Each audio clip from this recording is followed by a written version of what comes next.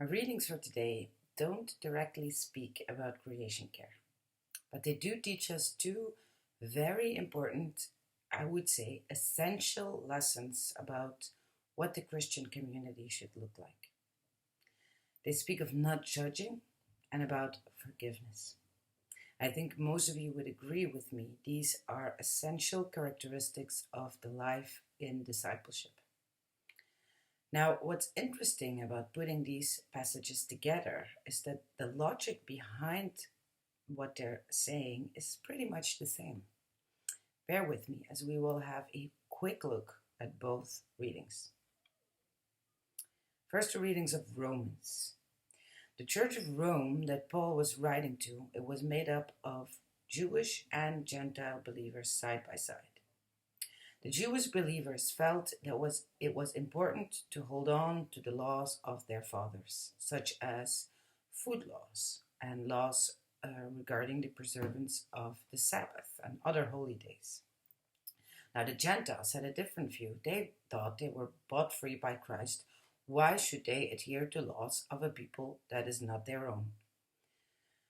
The Jewish believers judged the Gentiles for being too lax, too easy in their faith. And the Gentile believers looked down on the Jewish believers because they thought their faith was not strong enough, because they were still holding on to the requirements of the law. So Paul very diplomatically says to them in verse 4, "Who are you to pass judgment on servants of another? It's before their own Lord that they stand or fall, and they will be upheld, for the Lord is able to make them stand." And in verse 10, "Why do you pass judgment on your brother or sister? Or you, why do you despise your brother or sister?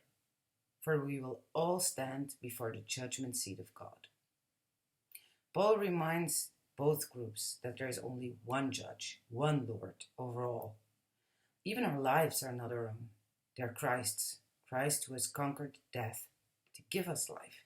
So each of us is accountable to God only. Paul concludes, not to God only, but each of us is accountable to God. That's Paul's conclusion. So, considering that we are all accountable to God, who is the only one who is free to judge, we should not judge each other, but rather be very generous when we are in disagreement. Now, keep that logic in mind as we turn to the gospel. The gospel reading follows the reading we had last week. Last week we talked about unrepentant sinners, and it told us that we should, in love, do our best to bring those people back into the community of believers. In our reading of today, Peter requires, then what about repentant believers? How often should we forgive? How often should we allow them to come back into the church, into the community? The rabbis of those days, they prescribed you have to forgive people 3 times. So Peter suggested, how about 7 times? He thought he was being generous, exceeding the number that was prescribed by the law, not only literally, because 7 is more than 3, but also symbolically, as 7 was a number that was used to indicate fullness, wholeness. So Jesus responds symbolically, it's not even 7, it's 77, or 7 times 7. It can mean both numbers. So not just fullness, but fullness times fullness, infinite fullness. To explain to us why we should be infinitely forgiving, we have to keep forgiving. Jesus tells the parable of the unforgiven slave. He was forgiven by the king an impossible debt to pay, 10,000 talents. That's in our world translates to millions, maybe even billions. He would have had to work 150,000 years to pay it off, which is impossible. And the king was aware that it was impossible, so he showed mercy and he forgives him. But upon his release, the slave ran into another slave who owed him money, only 100 denarii, about 100 days' work. And he demanded the other slave to pay him back. and he did not show him mercy. When the king heard about this, he tortured him until he paid his debt, which basically means forever. So the point of the story is clear. God has forgiven us an unpayable debt. The wrong we committed in the sight of God is, humanly speaking, unpayable. So God is merciful to us and he forgives us. So knowing this, how can we refuse to forgive our brother and sister whose sin against us is only so small in comparison?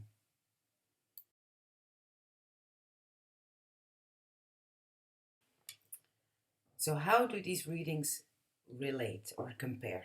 What do they have in common? Both Jesus and Paul point out something that we egocentric human beings tend to forget. We stand first and foremost in relationship to God.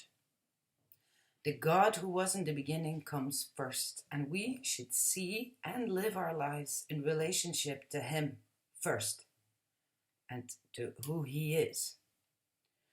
He is the Father Almighty. We owe him our praise. He is the one who bought us free. We owe him our life. He is the one who judges, and he judges mercifully. So we should know our place, leave judgment up to him, and live generously towards our brothers and sisters. Being the merciful God, he has forgiven us so much. The dark dungeons of our souls he has forgiven us. So we should not withhold forgiveness to a brother or sister who needs it. We are completely dependent on God and who he is, his character and his plan with the world. So that should entirely determine our focus, our outlook on life. Let's put it this way. We have to let God be God.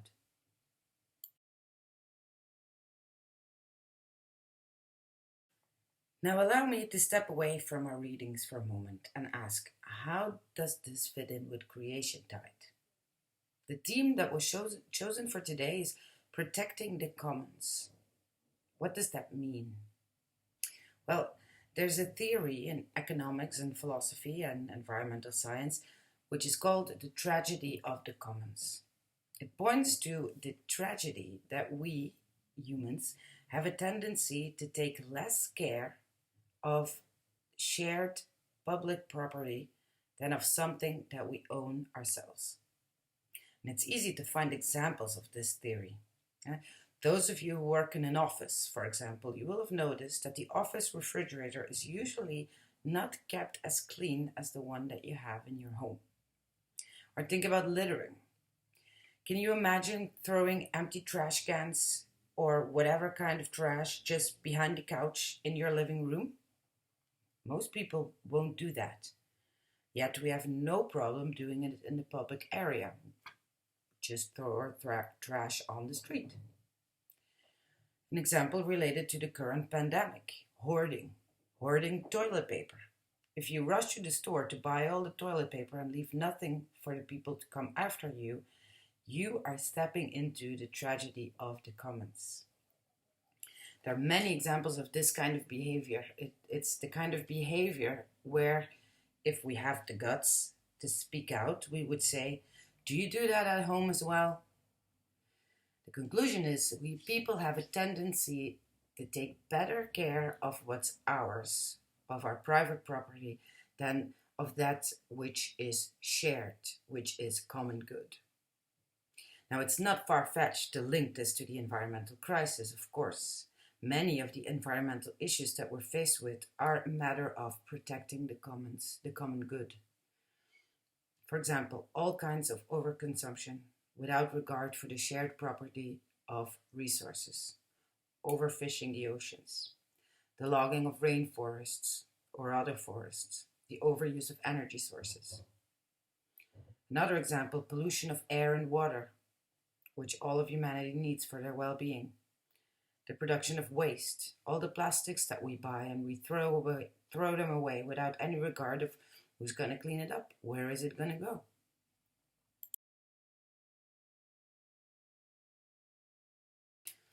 Now, how can we, as Christians, find a way out of this tragedy of the commons? I suggest we apply the same logic as Paul did in his letter to the Romans and as Jesus did in response to Peter's question. Knowing our place under the mighty hand of God, and let God be God. Because God alone is judge, we should withhold our judgment on others. Because God is infinitely forgiven, we should always forgive our brothers and sisters. And because God, as creator, owns this world, we should protect the commons of this world for the benefit of others. Because again, the world does not revolve around us. God comes first, and who He is and what His plans are with this world should determine our outlook on life. And we should let God be God. God is creator, we are mere creature. And the psalmist says in Psalm 24, verses 1 and 2, "The earth is the Lord's and all that is in it, the world and those who live in it. For He has founded it on the seas and established it on the rivers." Because God created, He founded the world on the seas and established it on the rivers. Because He made it, He alone can claim it as its own. So the right place for us to stand, the right relationship towards God in this matter, is to recognize that everything in this world, the food we eat, the clothes we wear, the air we breathe, all the commons, they don't belong to us. Nor are they something that belongs to no one and everyone. They belong to the Lord. We have no claim on it whatsoever. So last week I said, taking care of creation is a matter of loving our neighbor. Today I add, it is also a matter of respecting our place as creature under the authority of the Creator. Creation care is a matter of honoring God. This means our money doesn't belong to us, and we should give generously to those in need. It means the resources we have at our disposal were a gift from God, and we shouldn't squander them. It means we are only part of a larger body of creation, and we should be thankful and respectful towards the world around us. This is all a matter of honoring God and standing in right relationship towards Him as Creator. Now, there's a wonderfully comforting truth related to this, because our God, He's not just some creator who is now far off and distant. No, He is also Father and Sustainer, very close and caring. Because you see, there's no need for us to hold on to the riches of this world as if our life depended on it, because it doesn't. Our life does not depend on the goods we have and the riches we acquire. Our life depends on God alone. And Jesus says that when we do live in dependence of Him, when we turn to Him for our needs and not to the riches of this world, the Father will provide. He will give us what we need. In the Sermon on the Mount, Jesus puts it this way: "Is there anyone among you, if your child asks for a bread, will give a stone? Or if the child asks for a fish, will give a snake? If you then, who are evil, know how to give good gifts to your children, how much more will your Father in heaven give good things to those who ask Him?" This also is letting God be God. Our God is not an angry or a distant God. He is a good God, the God who forgives and the God who cares and provides. He's already given us so much in His beautiful creation. He's given us air and water and fields and crops and animals and sunshine and rain and all the wonders of creation. He is the loving Father who knows what we need. So let God be God and trust in His loving care. And if we do that, And if we stand in awe of our Creator, we are in really good company. The psalm we read is a reminder of the story of the parting of the Red Sea, when the Israelites got away from the Egyptians because God parted the seas and let them pass, and then the Egyptians got flooded and died. This is one of many amazing stories of how God uses the elements, His creation, to execute His salvation plan. He did it at the Exodus, in the column of smoke by day and the column of fire by night, and then when He parted the seas and then returned them back to normal. And we read in the psalm that the sea fled before the Lord.